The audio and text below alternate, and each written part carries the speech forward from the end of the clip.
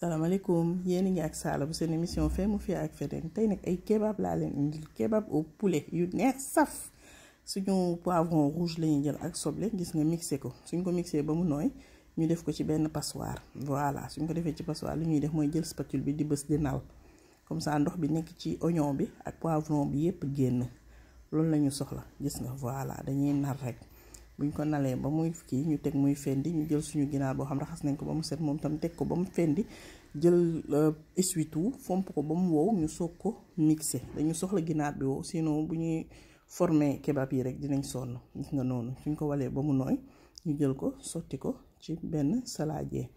voilà daal teg de côté ñëw jël benn récipient def ci ndox def ci bantu brochette yi c'est important que nga def ko parce que boo ko defee booy lakk day tax bantu brochette yi duñu lakk duñu xëm donc da nga koy tremper ci ndox rek bàyyi ko fa lu benn 1 heure de temps léegi ñu ñëw jël suñu soble ak poivron def ci persil épices yi bindal naa leen ko tuuti xorom tuuti poobar daal di koy mélanger gis nga ko nii ba mu homogène gis nga ko nii mélanger ko am na ñoom paprika ak ñoom ñooñu ñëpp bindal naa leen ko di ngeen ko gis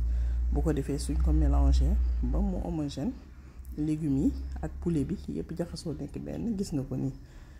voilà laal nañ tam benn kudd farine pour yokk consistance su ginaar bi comme ça du kii lu ñuy def rek mooy ñëw jël suñu benn pipette gis nga ko nii boo jëlee pipette bi tout autour rek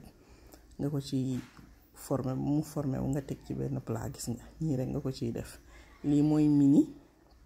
kebab yi su fekkee dañuy jël kebab nag dañuy jël ñaari brochette takkale ko ba pare daal di jël benn morceau gis nga formé kebab bi tout autour brochette bi gis nga nii c'est facile voilà bu ko defee nga daal di jël sa pinceau jël ndoxu poivron ak soble bi génnoon dolli ci tuuti huile d'olive defaat ci say saf-safaat rek moom ngay yor nii di badigeonner ci poulet bi di lakkaale en même temps nga mën dama ko lakk fourneau bu leen neexee ngeen dugal four bu leen neexee tam sax ngeen togg ko ci poêle mu leen safee rek defee leen ko noonu ñu daal di jël suñu benn salade gis nga ko noonu bu important daal di koy teg de côté na le defar suñu benn espèce de marinade